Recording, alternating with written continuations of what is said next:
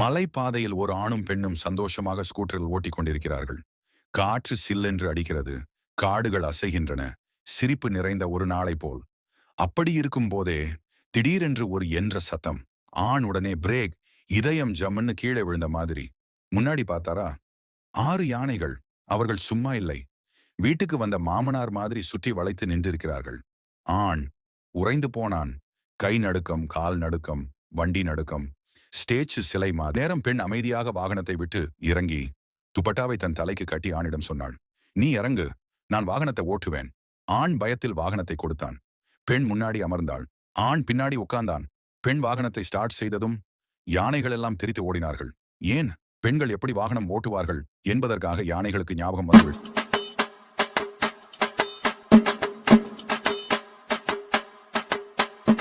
இந்த கதை பிடித்திருந்தால் சேனலை சப்ஸ்கிரைப் செய்யுங்கள், லைக் அண்ட் ஷேர் செய்யுங்கள்.